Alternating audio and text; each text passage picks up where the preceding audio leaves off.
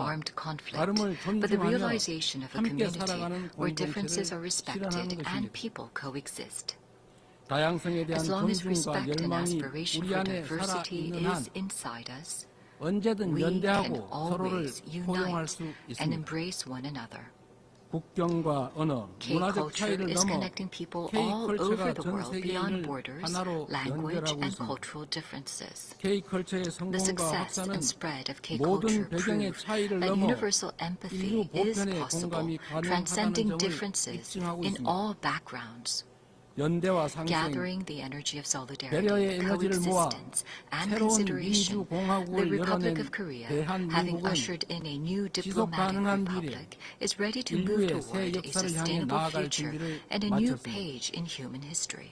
Though a difficult journey is expected, humanity has been able to grow and come this far by not giving up on challenges, even in the face of adversity. As the people of the Republic of Korea raised colorful cheering sticks in the face of a crisis in democracy, I call on the international community and the United Nations to lift the lantern of hope that will light the future of humanity. The Republic of Korea will boldly lead the way toward a new era of peaceful coexistence and shared growth on the Korean Peninsula toward a better future together. Thank you very much for your attention. On behalf of the Assembly, I wish to thank the President of the Republic of Korea.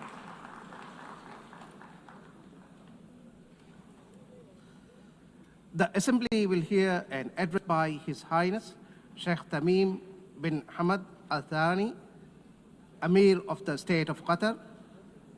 I request protocol to escort His Highness and invite him to address the Assembly.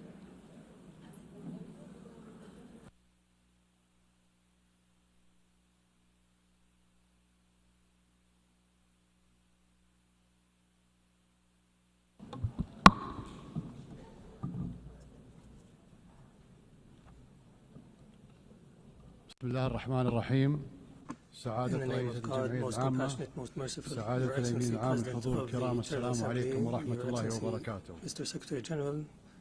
لقد أنشأت منظمة الأمم المتحدة منذ 8 عقود بناء على عدد من القواعد والمبادئ التي توصلت إليها الإنسانية بعد حربين عالميتين، وتقوم هذه القواعد على الحفاظ على السلم والأمن الدوليين واحترام كرامة الإنسان وسيادة الدول وشؤونها الداخلية والتعاون الدولي بما فيه خير شعوبنا والبشرية. إن تراجع منطق النظام الدولي هذا أمام منطق القوة، يعني السماح بتسييد حكم الغاب، حيث تغدو مفاهيم القانون والعدالة نافذة خارج السياق، وحيث يحظى المتجاوز على الآخرين بامتيازات مجرد أن بوسعه فعل ذلك. هذه هي الواقعية السياسية الجديدة التي اختزل تعريفها ليصبح مقتصرا على مسايرة القدرة على فرض الأمر الواقع. ثمة قصر نظر كارثي في هذا السلوك، فمرتكب التجاوزات في العلاقات الدولية يعتبر أن التسامح معه ضعف، ويعد المتسامح مع تجاوزاته عاجزا. إن الموضوع الذي ينبغي أن يتصدر النقاش في المؤسسات الدولية حاليا هو كيفية استعادة نظام الأمن الجماعي قوته وفقا لميثاق الأمم المتحدة، وعودة الفاعلية للشرعية الدولية. الحضور الكرام، كما تعلمون تعرضت الدوحة يوم 9 سبتمبر إلى اعتداء غادر استهدف خلاله اجتماعا للوفد المفاوض لحركة حماس في مسكن أحد أعضائه في حي سكني يضم مدارس وبعثات دبلوماسية. وقد سقط جراء هذا العدوان 6 شهداء، من ضمنهم مواطن قطري يخدم في الأمن الداخلي للخويا، وأصيب 18 بجراح. people have been injured. كان هذا العدوان انتهاكا خطيرا لسيادة دولة. Aggression was a violation against our sovereignty and a blatant violation that is unjustified of international law. But the whole world was shocked because of the circumstances of this heinous act, which we have classified as state terrorism. Unlike the claim of the Prime Minister of Israel, this attack is not a legitimate right to follow perpetrators of terrorism. It is an act of a diplomacy that is dedicated to political assassinations, and it undermines any diplomatic efforts aimed at ending the genocide against the people in Gaza. It is also an attempt to kill politicians who are members of a delegation that engages in negotiations with Israel while they were studying an American proposal. As you know, Qatar hosts, as a mediator during the negotiations, hosts delegations of Hamas and Israel. وقد أنجزت الوساطة فعلا بالتعاون مع شقيقة مصر والولايات المتحدة الأمريكية تحرير 148 من الرهائن. وقد واصلنا الوساطة مع أن إسرائيل ألغت الهدنة الأخيرة من طرف واحد دون تقديم أي مبرر. يحدون في ذلك الأمل بالتوصل إلى وقف دائم للإطلاق والإفراج عن جميع الرهائن وانسحاب قوات الاحتلال من القطاع ودخول المساعدات الإنسانية وتحرير الأسرى الفلسطينيين. يزورون بلادنا ويخططون لقصفها. يفاوضون وفودا ويخططون لاغتيال أعضائها. من الصعب التعامل مع هذه الذهنية التي لا تحترم أبسط المبادئ في التعامل بين البشر. فتوقع تصرفات أصحابها يكاد يكون مستحيلا.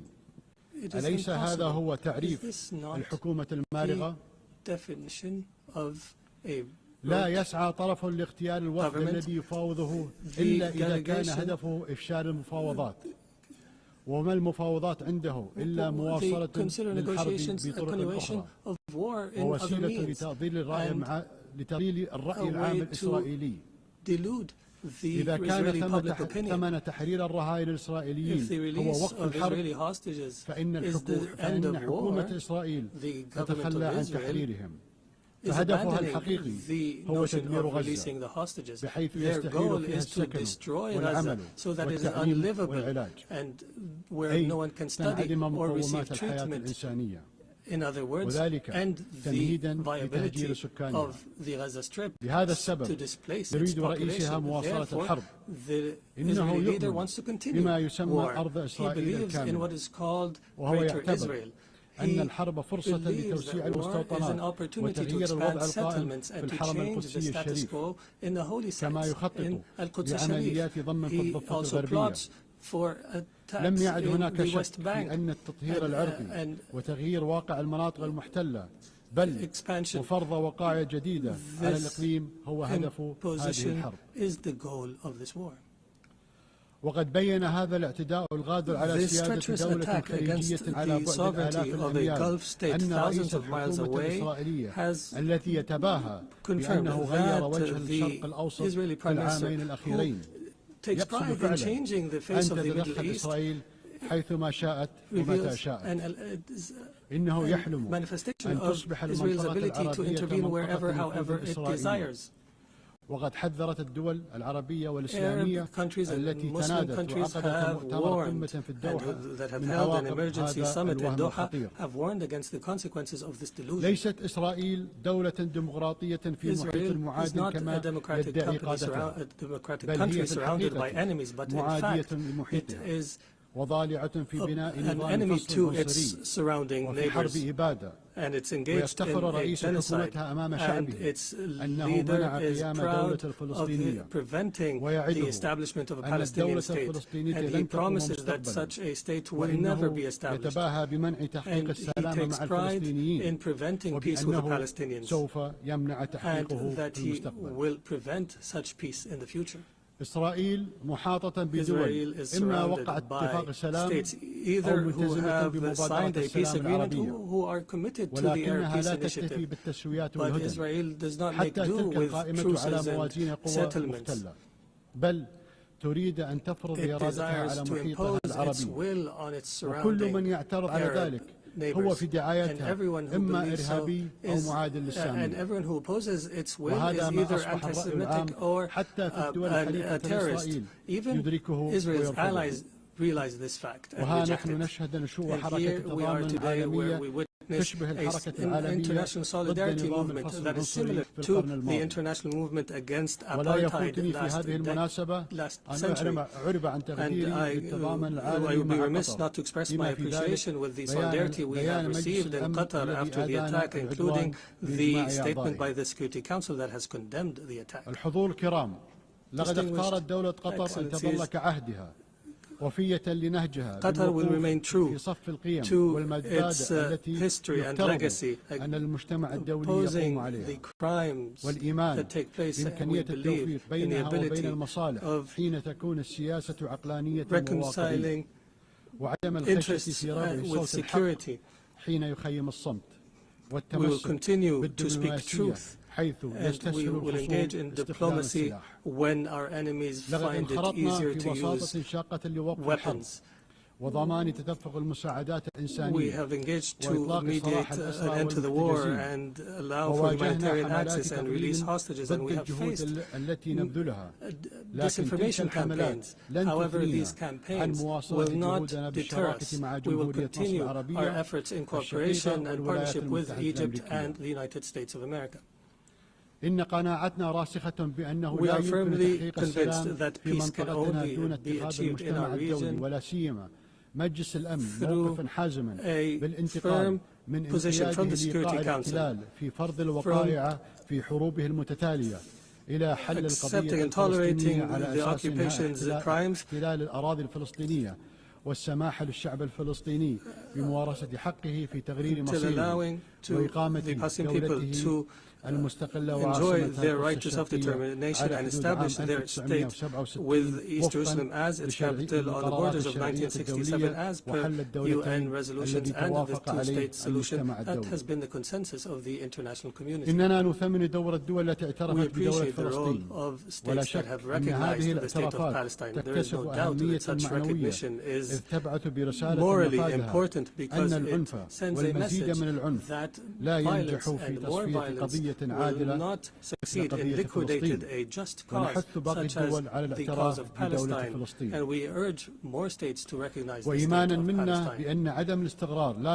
We believe that instability knows no border and that humanity's destiny is intertwined. Therefore, Qatar has continued its diplomatic efforts to contribute to the settlement of other crises such as in Ukraine and wars in Africa, and our persistence continued with partners in Africa in order to draft peace agreements, and most importantly was the signing of a declaration of principles in Doha between the DRC and the Congo River Alliance in March.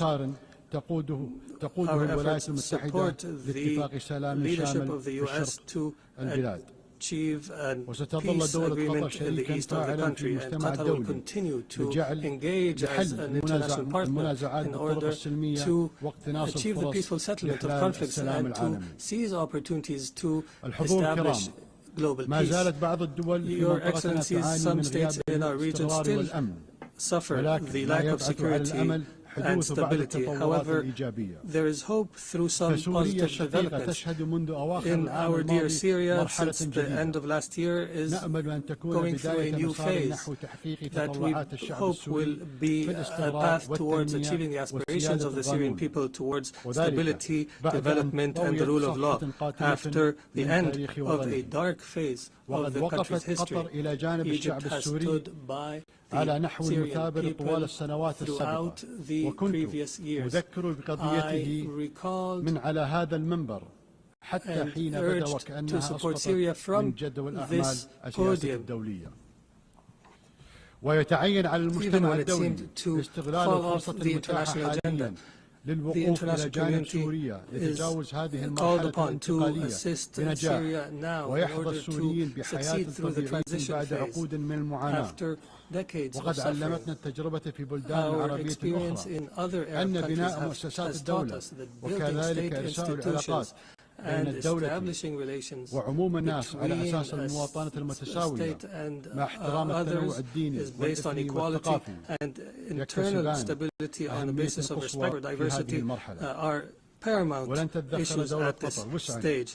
Qatar will not spare an effort to provide the necessary support to our brothers and sisters in Syria, and we have no doubt that the Syrians will be able to overcome this phase and to reject sectarianism in all its forms, and that they will reject external interference, especially the Israeli attempts to divide Syria.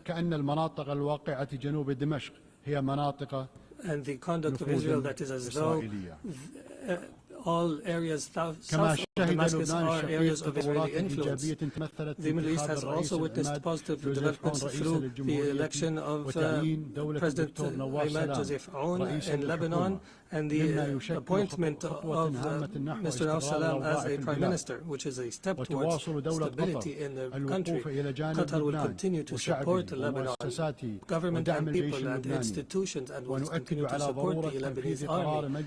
We emphasize the need to implement Security Council Resolution 1701 and the withdrawal of Israeli forces from the areas it occupied during the last war, and to end Israeli interference in internal Lebanese affairs.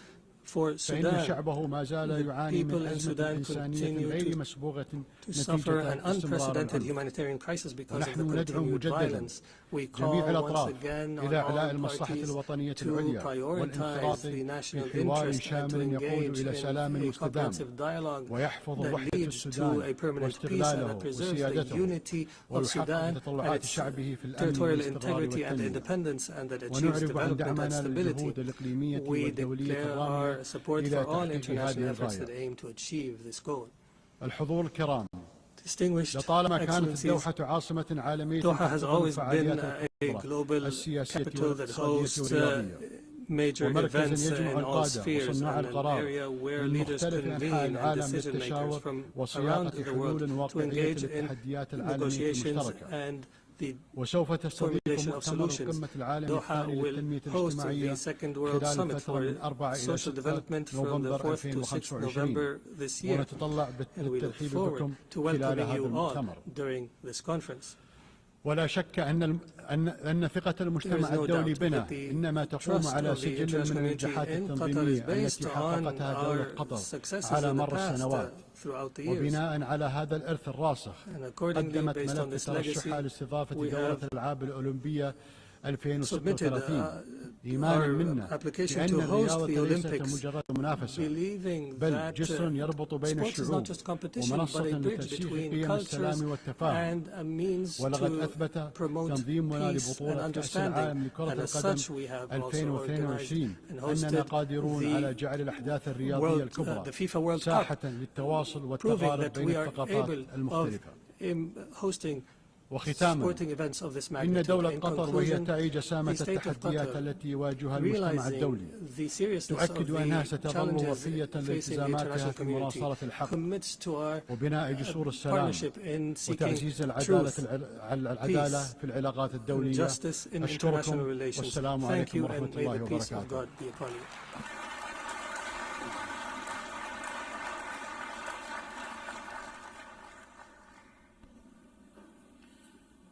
On behalf of the Assembly, I wish to thank the Emir of the State of Qatar.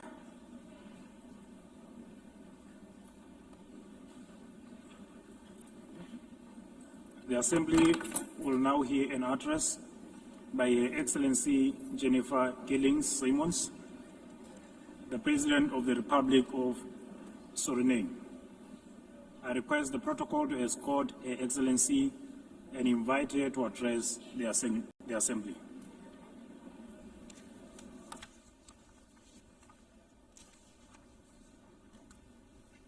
Good morning.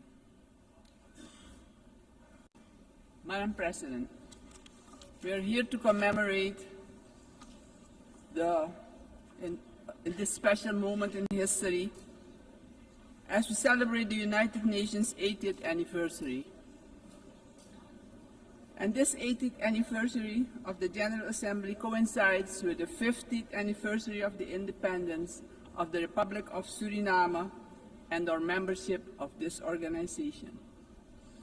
On behalf of the government and the people of the Republic of Suriname, I express sincere congratulations to the international community on this occasion. It is clear that a journey that spans over 80 years cannot be and has not been without challenges. The United Nations played, in some instances, an important role in ending colonial rule, worked on advancing human rights, and often provided hope and a future to the most vulnerable in our global community. This is also the organization that provided a voice to the global community and worked to establish a balanced world order aimed at adopting a framework for sustainable development agenda and contribute significantly to advancing human rights, more specifically the rights of women and children. The organization promoted education for all and universal access to health care. In some instances, the peaceful resolution of conflicts was achieved, preventing misery and saving human lives. Madam President, on the other hand, we must admit that the UN, at other times, regrettably has been unsuccessful in avoiding conflicts, wars, and violations of human rights. As we look at the world today, we see that in Europe, war has returned. Elsewhere, wars are displacing millions, killing many, and threatening global security and peace. In other countries and regions, for instance in the Middle East, we have witnessed unspeakable terror at the hands of terrorist organizations.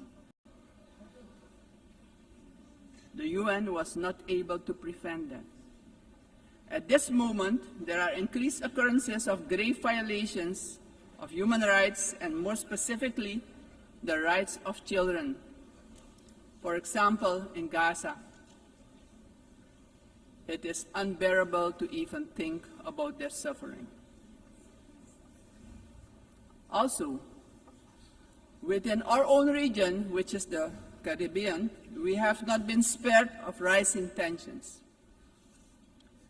It is with heightened concern that we noted the Secretary General's recent briefing on the Security Council meeting on the situation in Haiti, mentioning that the Haitians are enduring a perfect storm of suffering.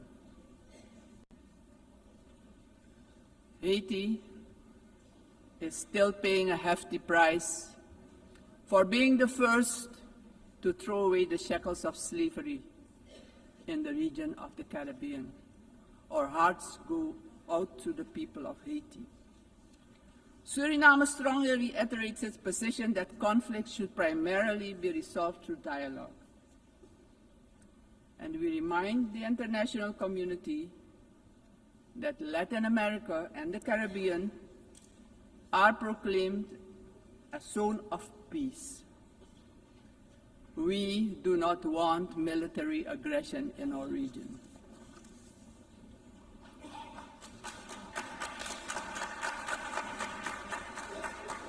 Madam President, this is the moment, on the 80th anniversary, we should reflect and ponder on the next 80 years. What do we have to change and what needs to be done differently? We all must underscore and repeat it ceaselessly today that the United Nations will only be successful if all nations without exception, adhere to the resolutions we adopt.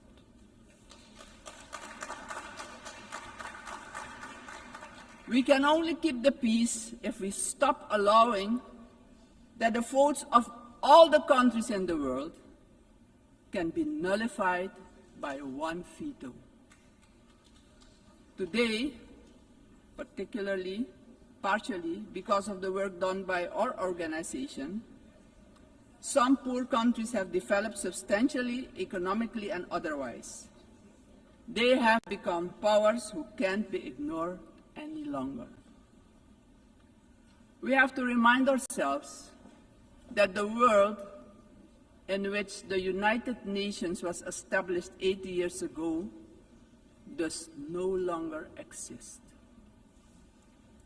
The task ahead, therefore, is that we, in the first place, renew our vows, recommit to the principles and objectives of the Charter of our organization, and recognize all the voices in the world, because people from all regions should have opportunities for a dignified life.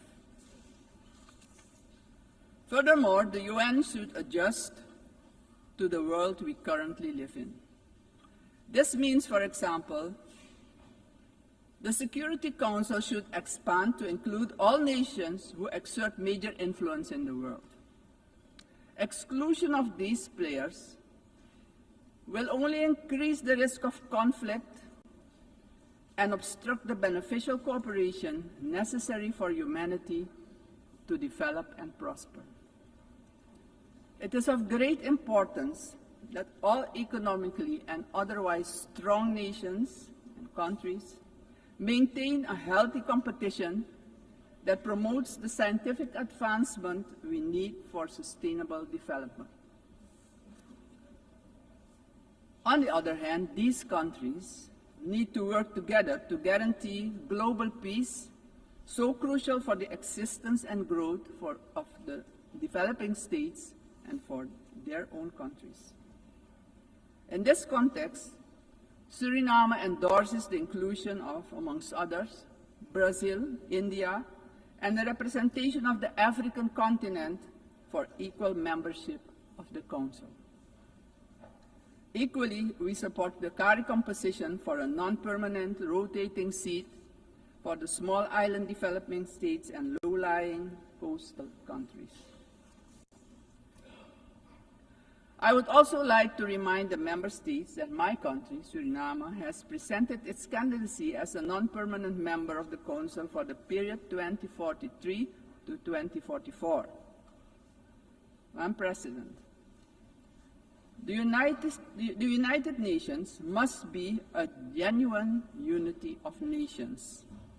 If our organization, moving forward, wants to play a crucial role in creating a prosperous future for humanity, we have no choice than to genuinely unite, all of us. Suriname stands firmly for global peace, for the rule of law, and for the equal value of every human life. Considering this, Suriname once again calls for the lifting of the long-standing, unjust embargo against Cuba, bringing misery to its people.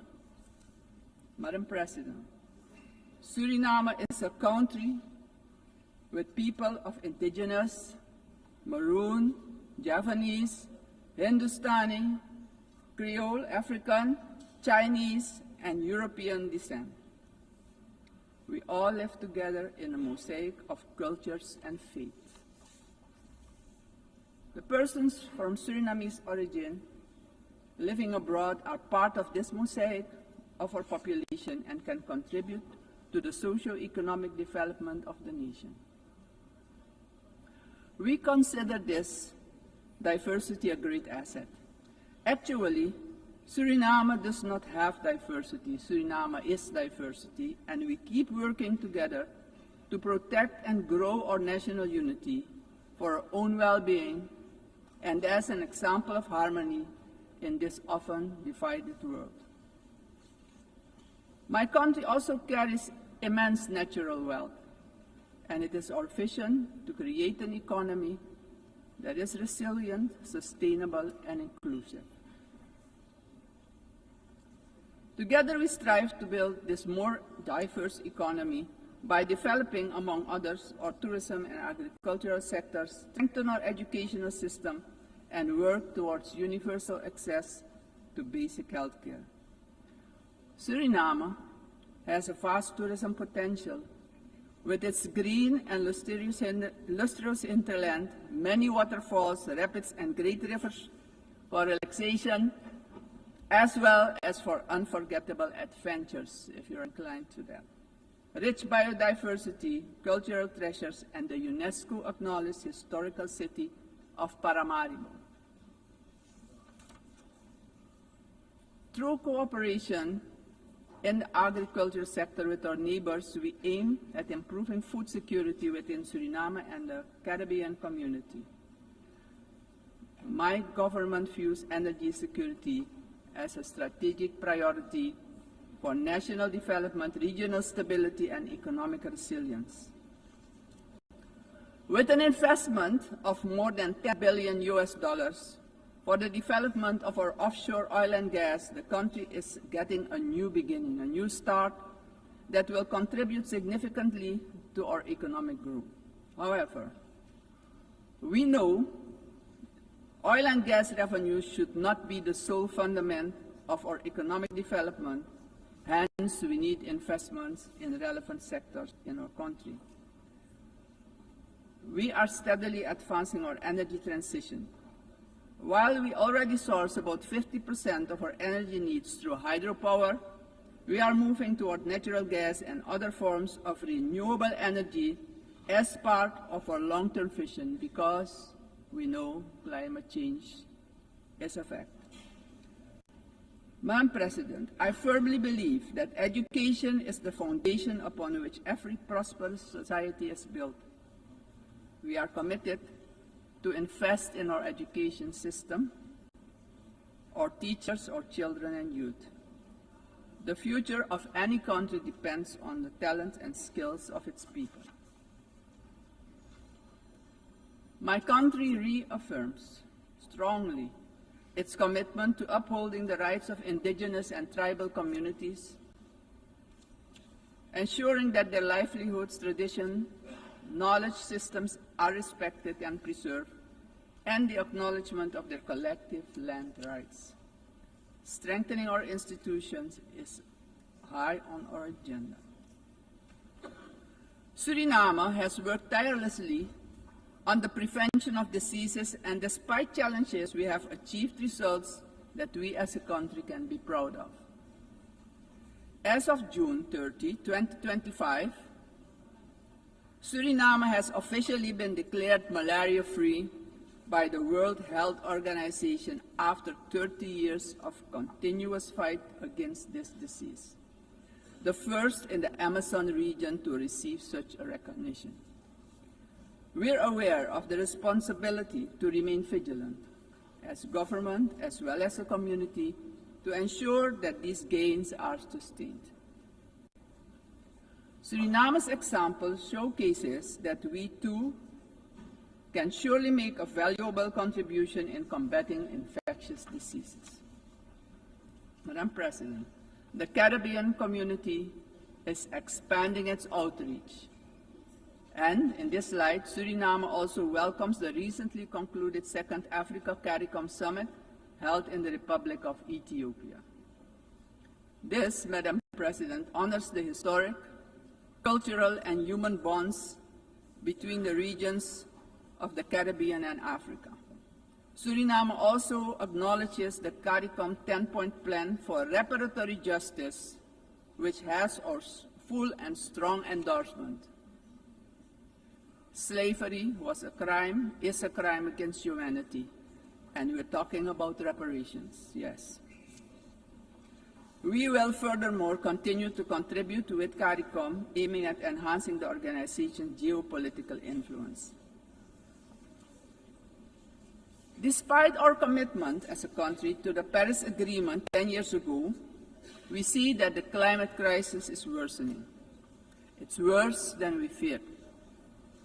Our countries have least contributed to climate change and carbon emissions, but are hit the hardest by its effects, directly impacting the livelihood and economic growth of our peoples. Suriname calls for the urgent attention of the international community to address the detrimental impact of climate change facing the small island developing states and countries with low-lying coastal areas. Our forests stand strong.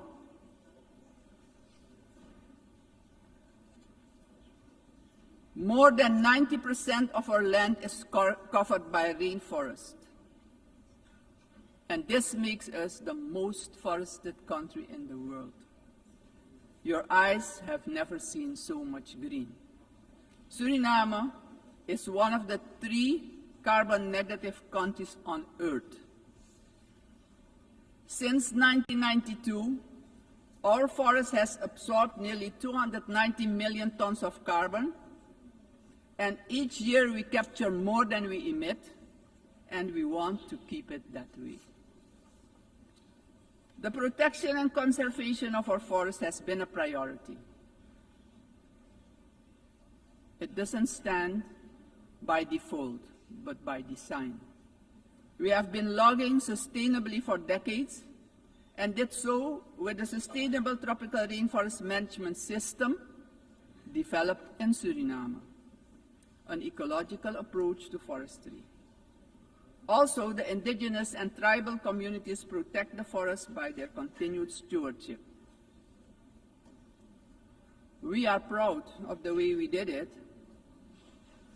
but pride alone does not pay the bills and does not develop the indigenous and tribal communities. Madam President, we must not forget that these forests, our forests, are in competition with vast resources such as gold, diamond, bauxite, and more. We will need to make difficult choices. We want to keep our forest coverage at a minimum of 90%, but we cannot do it alone. The time has come for the world's largest emitters to share this responsibility, not only with words, but with action, justice, and finance.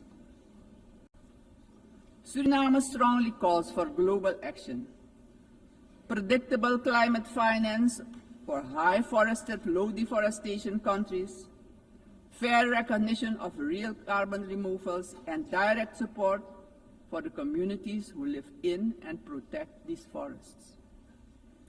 Suriname, Madam President, therefore endorses the initiative of the COP30 presidency to launch the Tropical Forest Forever facility and calls upon the international community to contribute to its success. Suriname, as mentioned previously, takes pride in being an example of peaceful coexistence, having different cultures, religions, and the traditions to live together in respect and solidarity. This is our gift to the world. The second gift, because we also have a forest that is delivering services to the whole world. This gift proves that harmony can prevail. As stated upon our admission to the United Nations in 1975, our republic indicated our willingness to engage with the international community. My country reiterates its strong commitment to multilateralism, one of humanity's most important achievements, which needs our protection in this time of change. In closing, aggression and military force should be replaced with peaceful resolution and dialogue, because it doesn't solve problems, it creates destruction and misery. As a matter of urgency, I call on every member state to keep the peace, protect the planet and all human rights. Suriname has shown the world that living sustainably together is possible. We are really better together. Thank you, Grand Tanye, and may God be with you.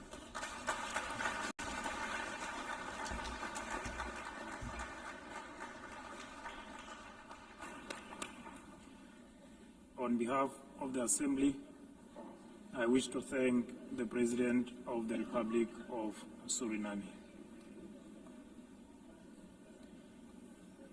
The Assembly will hear an address by His Excellency Katinas Nauseta, President of the Republic of Lithuania. I request protocol to escort His Excellency and invite him to address the Assembly.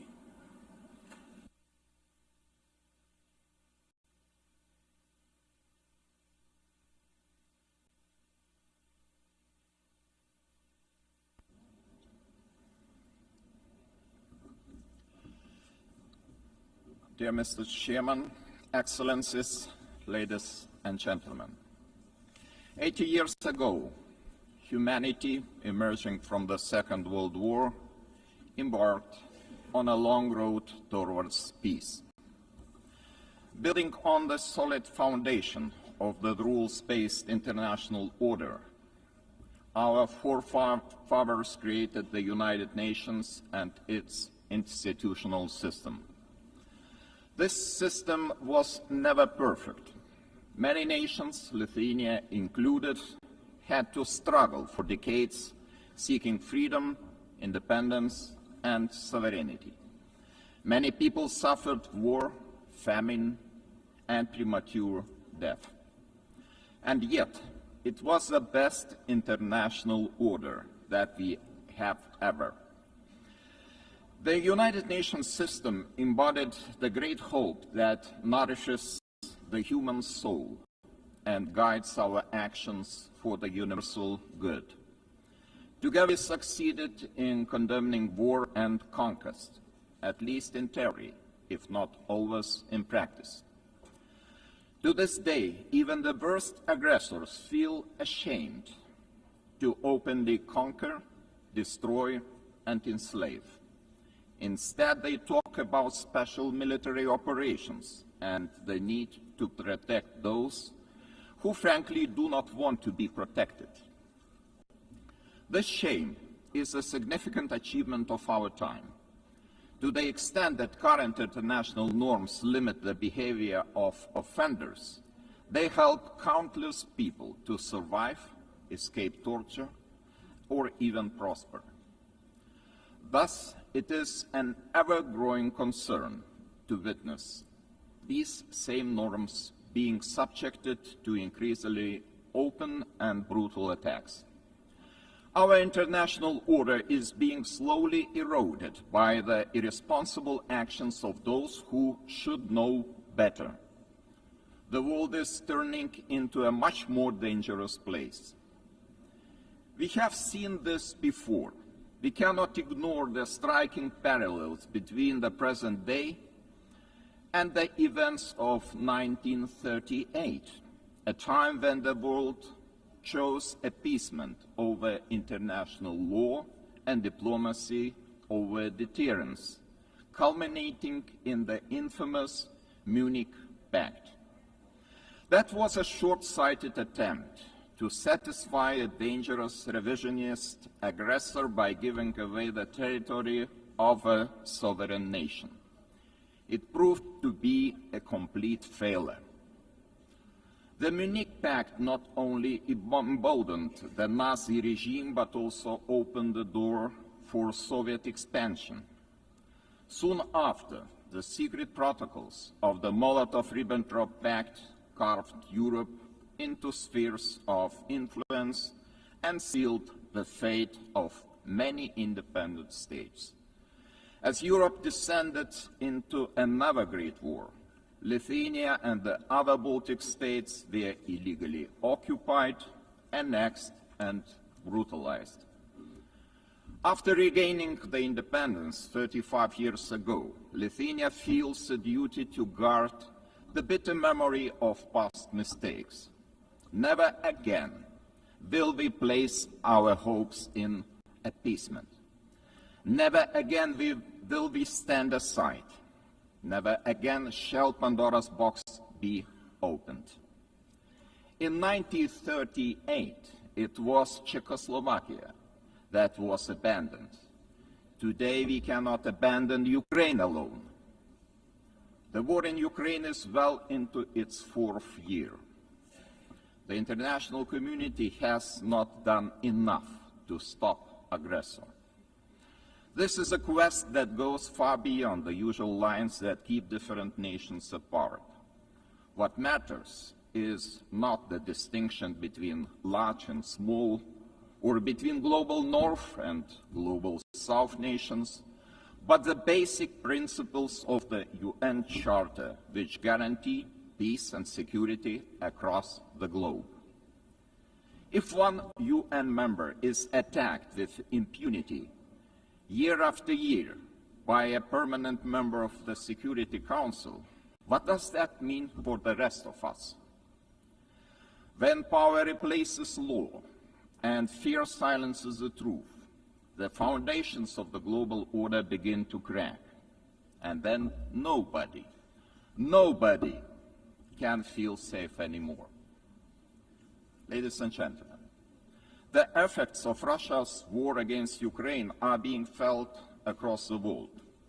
This war has sparked crises in energy, migration, and food security, while also deepening global poverty, hunger, environmental damage, and climate change. It all began with the illegal occupation of Crimea in 2014 and escalated into a full-scale invasion marked by systematic war crimes. The targeted destruction of civilian infrastructure, indiscriminate missile attacks, and the forced deportation of thousands of Ukrainian children are not isolated abuses. These are calculated efforts to erase Ukraine's identity and undermine its sovereignty and territorial integrity, all in open defiance of the United Nations Charter. Let me be clear, Lithuania will never recognize Russia's illegal occupation and annexation of Ukrainian lands. Ukraine's borders are not up for negotiation. Attempts to redraw them by force are unacceptable. The United Nations Charter is not a menu to pick from. It is a binding foundation of international order. Ukraine is also not the only target. Russia continues to occupy 2 Georgian regions, destabilizes Moldova, and uses proxies and mercenaries to spread instability across the Sahel, the Middle East, and beyond. These are not isolated episodes. They are part of a calculated policy to undermine international norms and export chaos for strategic gain. Russia is not acting alone. The countries enabling Russia's war against Ukraine also violate international law. They prolong the war and deepen unnecessary suffering. Their actions damage us all, every sovereign nation. Lithuania therefore calls on the international community to maintain strong political, military, humanitarian, and economic support for Ukraine. Having already provided more than 1 billion euros in assistance, half of which for reconstruction and long-term recovery, we are setting an example to follow. It is equally vital that the international community stop buying Russia's energy resources. Without all that oil and gas money, Moscow's war machine would finally stop. If history is any indicator, Russia will never stop using energy for its geopolitical goals. Wherever Russian energy resources flow, corruption, blackmail, and sabotage will follow. Let me remind you, This is a country that understands only the language of force. Ukraine's ability to deter aggression will be the decisive factor in the future. Moreover, peace will never be sustainable without justice. Russia's numerous war crimes, from mass killings and attacks on hospitals to the abduction, deportation, and indoctrination of children, demand accountability. My country strongly supports the Special Tribunal for the Crime of Aggression under the auspices of the Council of Europe. We call on all states to endorse this initiative. Accountability must have real consequences, legal, political, and financial. As a co-founder of Register of Damage for Ukraine, Lithuania calls on all eligible states to join this vital effort. Russia's frozen assets must eventually be used to help Ukraine defend itself and rebuild. I also cannot stress strongly enough that the return of all deported Ukrainian children and illegally detained civilians must be a global priority. We urge all states and institutions to strengthen international efforts and to ensure their safe homecoming. Ladies and gentlemen, as crucial as Russia's war of aggression against Ukraine is, it is only part of the broader global upheaval. Lithuania watches the current situation in the Middle East with deep concern. We join the international community in calling for the full and immediate implementation of the ceasefire in the Gaza Strip. To prevent starvation, humanitarian aid must be allowed to reach those in need without obstruction. At the same time, the unconditional release of all remaining Israeli hostages remains a crucial step towards ending hostilities. Lithuania is firmly committed to a just and lasting peace in the Middle East. We condemn all the actions that undermine this goal. The ongoing mediation efforts led by the United States, Qatar, and Egypt deserve our full support.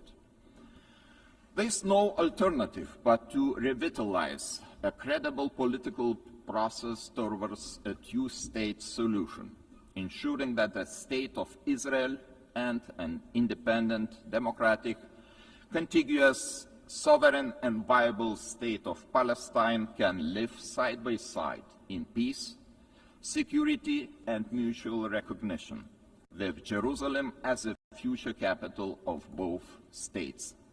Sadly, many states remain trapped in cycles of conflict, crisis and long-term fragility. It is our shared responsibility to support those in need as destabilization spreads far and wide across international borders, regions, and continents.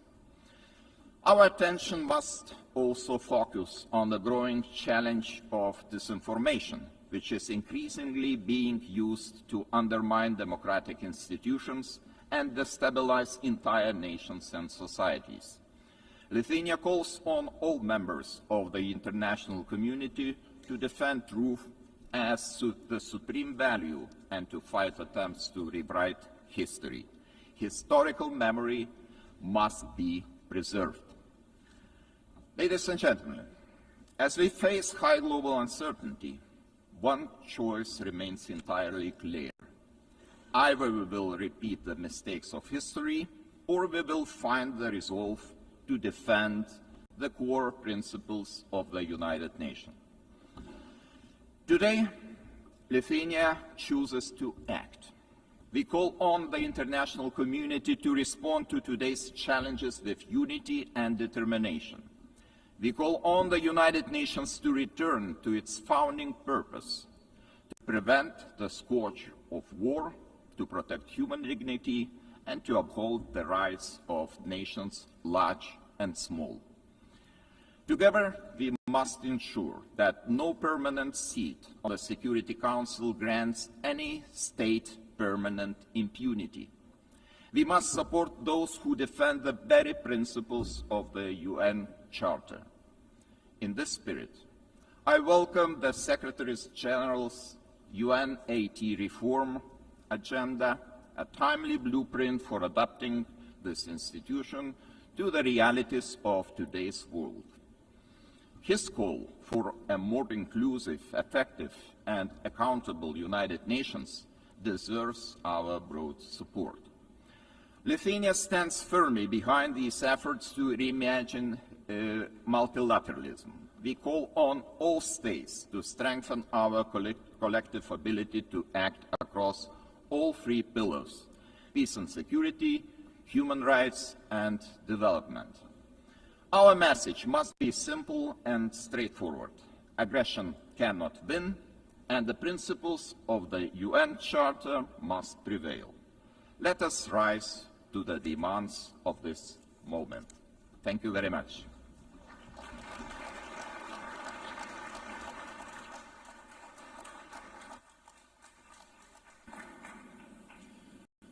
On behalf of the Assembly, I wish to thank His Excellency, the President of the Republic of Lithuania.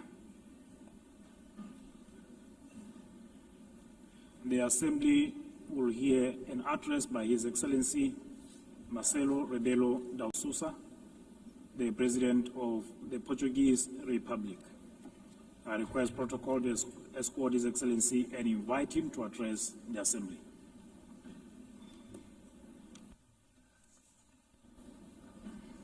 Mr. Chairman,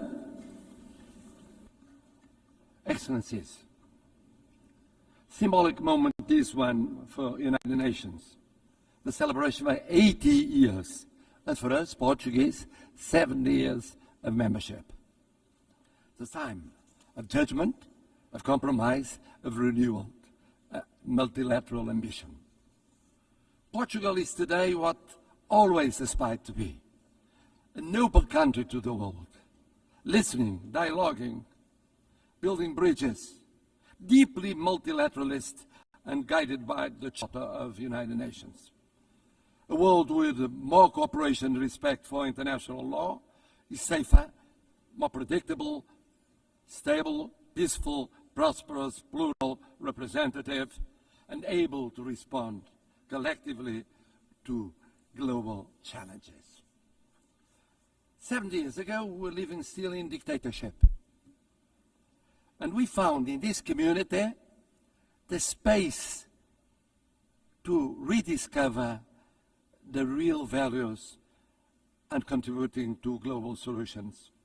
And even now, in a changed world, fragmented, polarized, unpredictable, this community is a key community to defend basic principles of a coexistence between nations, cultures, civilizations. And it is with this coherence and the sense of responsibility, with the conscience of the need of contributing, acting, and deciding, guided by values and principles, that will be candidates to the Security Council in 27-28, a decision we formalized in 2013. Excellencies, let me pay tribute to the former President of the General Assembly for his support to the adoption of the Pact for the Future. Let me congratulate the present President of this session, wishing the success in her term. But I would very specifically, and in Portuguese this time, say a word about the remarkable work of the Secretary General António Guterres. O seu humanismo. His humanism. O apego ao direito internacional. Devotion to international law. As reformas por que tem lutado. The reforms he has championed since 2017, que inclui agora now including UN80 and the Pact for the Future and the Pact for the Future, são a sua marca e o seu legado. Are testaments to his work and will be his legacy. And legacy. It is a pride for me, é orgulho para mim, having a Portuguese as Secretary General of the United Nations, ter português como Secretário-Geral das Nações Unidas.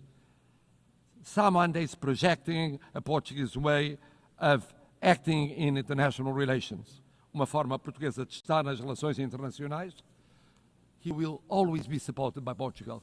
Contará sempre com o apoio de Portugal. And I must congratulate him for his speech, because he said, I will never give up. I know him ever since we were teenagers. He never gave up, ever. And he's right. It's true we live at a time of multiple crises and persistent crises. Division, polarization, violations of international law, cleavage between power exercise and responsibility, technology and ethics, urgency of crisis and capacity of response and action.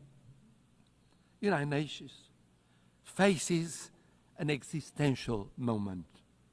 Without change, without renewal, the United Nations will be marginalized, and we could be left to the law of force.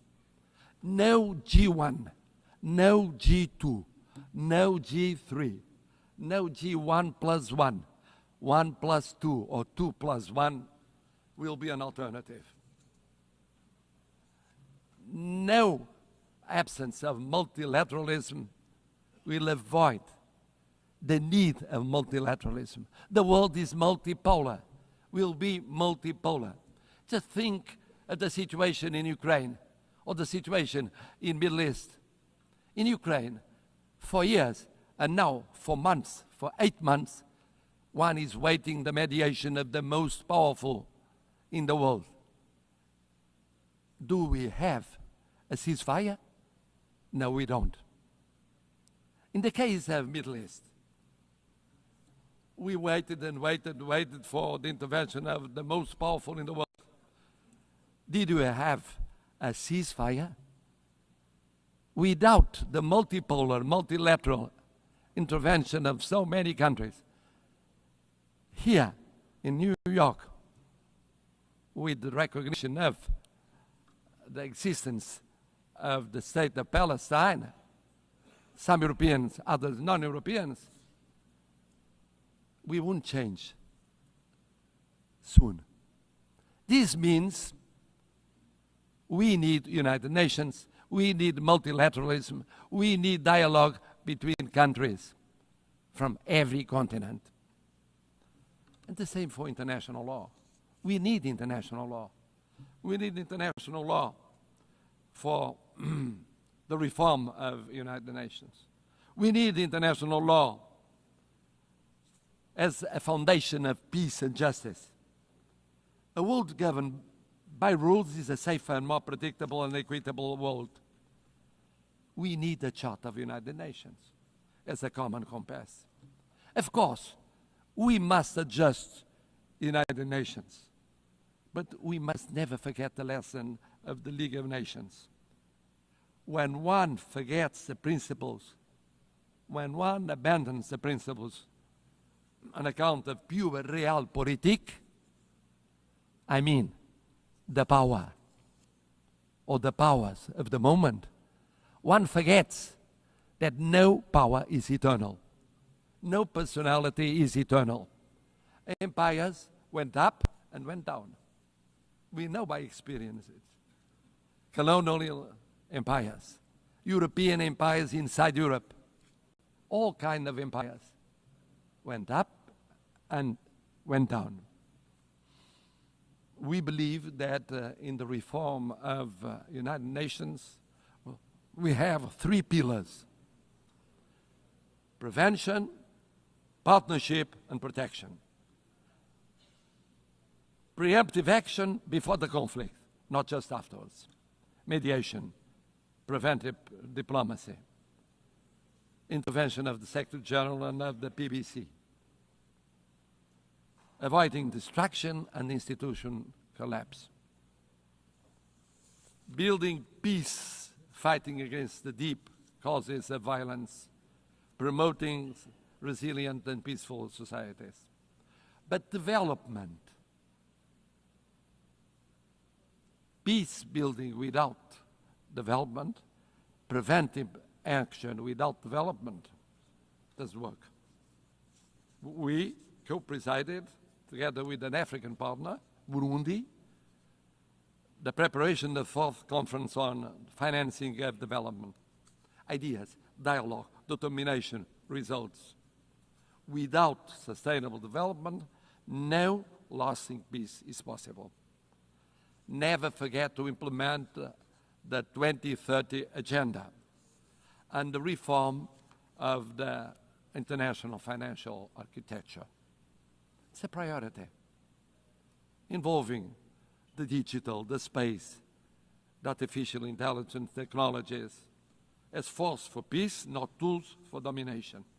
Bridging the digital and technological divides as central to build resilient societies. C'est aussi très fier que nous partageons la priorité des océans, la priorité du changement du climat. On peut parler contre le changement du climat, mais on admet tout de suite qu'il y a ce changement. Et c'est pourquoi on a préparé l'UNOC 2 à Lisbonne. On a été à l'UNOC 3 à Nice. On a renouvelé notre compromis avec la protection des océans. Les premiers États européens à ratifier le traité BBNJ. Protégeant 27% de notre surface maritime, juste à une distance de 3% de l'objectif en 2030. 3% of the objective for 2030. Excellencies, speaking of the pillar of partnership, the United Nations must deepen partnerships, strategic partnerships with regional organizations. Portugal has experience that is very specific. Nós temos a experiência we have the experience comunidade de países of the língua community of portuguesa. Portuguese-speaking The countries. experience of the Portuguese-speaking community. Present in 9 countries, 4 continents, 1 language. Presentes em 9 países, 4 continentes, uma língua, uma plataforma A language, a short própria na platform ONU. with its own voice at the UN. Nós acolhemos o We Fórum hosted Global da the Aliança das 10th Global Civilizações. Forum of the We Alliance of received the Civilizations. Forum for the Alliance of Civilizations. Also, the conference, UN Conference on Racism. Portugal organizou a primeira conferência Portugal da ONU hosted sobre the racismo. first UN conference on racism, E promovemos a aplicação and we da Declaração promoted de Durban em todo o the mundo. implementation of the Durban Nós Declaration. outros formamos parte We are part da of comunidade the ibero-americana. Ibero-American community. Portugal se siente hermano de Indeed, América Latina, Portugal feels like a kindred spirit compartiendo of Latin prioridades America. We share comunes common como el priorities, multilateralismo inclusivo, such as el inclusive desarrollo multilateralism, sostenible y la sustainable cohesión development, social. and social cohesion.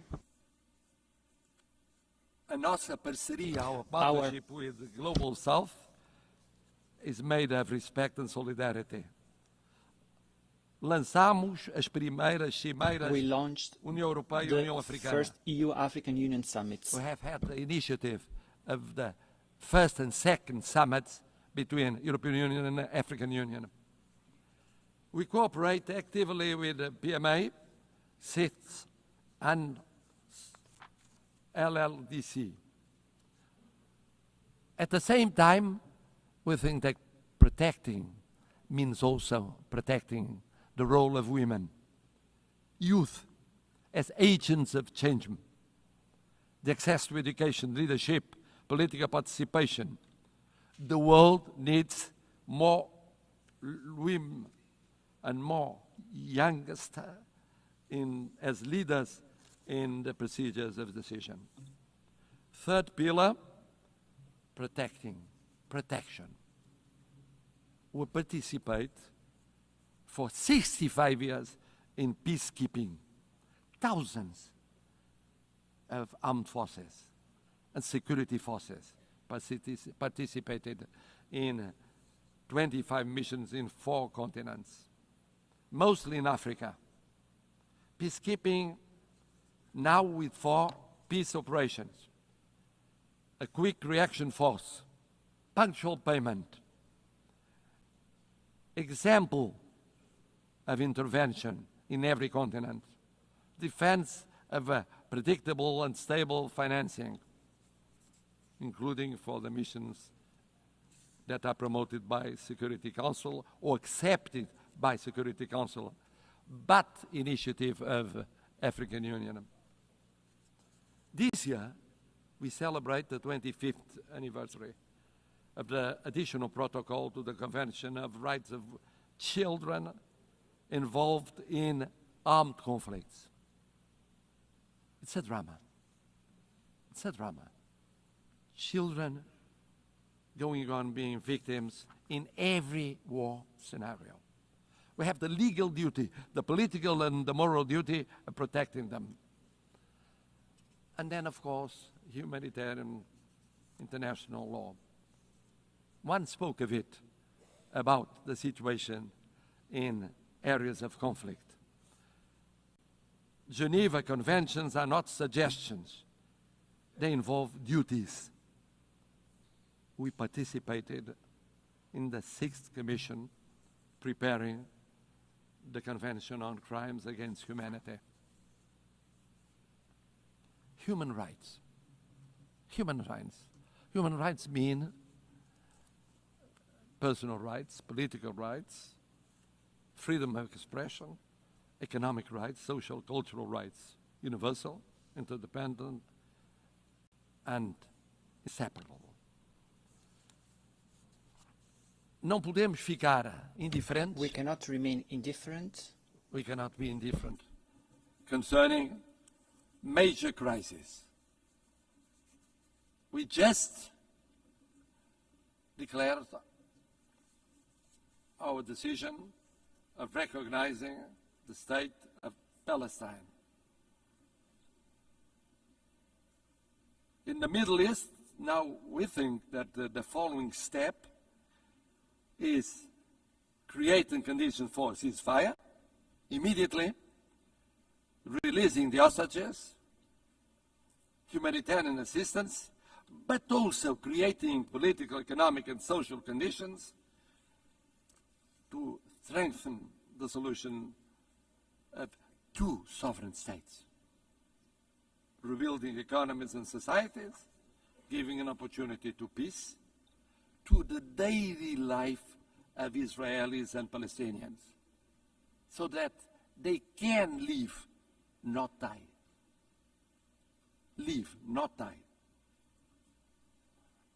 In Ukraine, sovereignty, independence and integrity with global total ceasefire, immediate and unconditional, first step for a fair peace, respecting international law and respecting the Charter of the United Nations. In Sudan, intervening to react much more quickly to perhaps the greatest humanitarian catastrophe in Africa.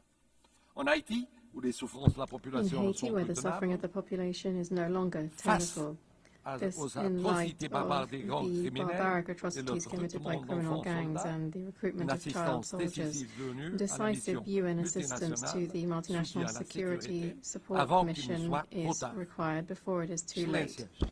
Excellencies, at a time when we are witnessing the largest number of armed conflicts since the creation of the United Nations, Portugal is ready to take on greater responsibilities and represent a global voice in the Security Council, bringing the experience of almost lessons learned in recent decades and proximity to all the states here represented, without discrimination. And for that, our vision for the Security Council will act to prevent and creating partnership and protection, and with the reform of the Security Council to make it more representative and effective, to reflect the geopolitics of the 21st century and doesn't remain stuck in 1945, with representation of the African continent, with seats represented, and recognition of major emerging powers such as Brazil and India, with more transparent, a council that is more plural and consistent with the content and the spirit of the the Charter.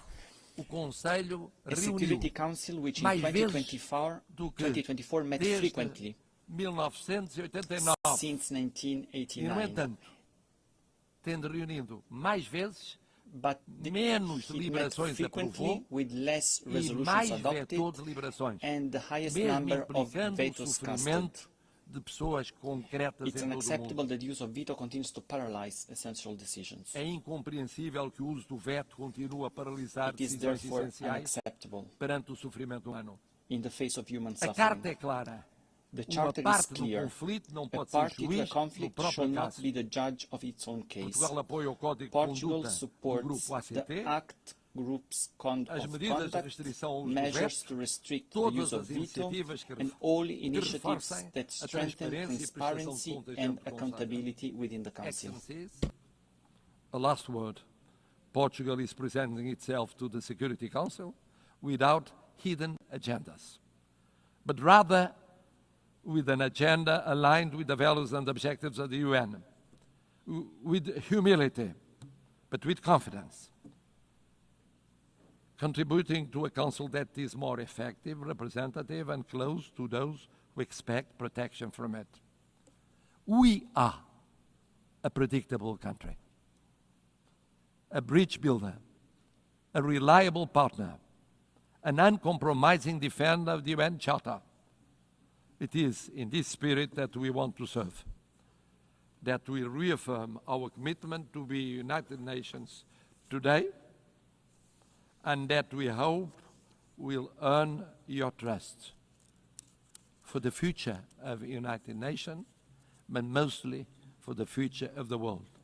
More peaceful, more just, more respectful of dignity, human dignity, in so many conflicts that represent a shame for all of us. Thank you.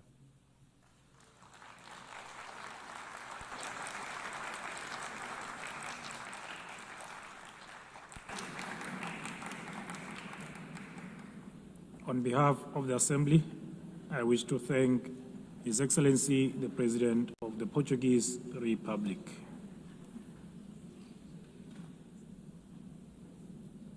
The Assembly will hear an address by His Excellency Yomandu Usi, President of the Eastern Republic of Uruguay.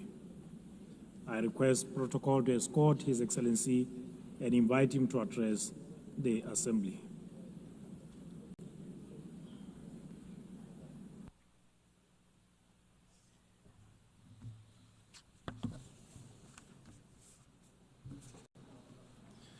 Señora Presidenta de la Asamblea President General, of the General Assembly, señor Secretario General, Secretary General, señores y señoras jefas y jefes de Estado y de Heads of Gobierno, State and Government, señores representantes de organismos representatives of internacionales, international organizations, delegaciones oficiales, official delegations, señores y señoras. ladies and gentlemen.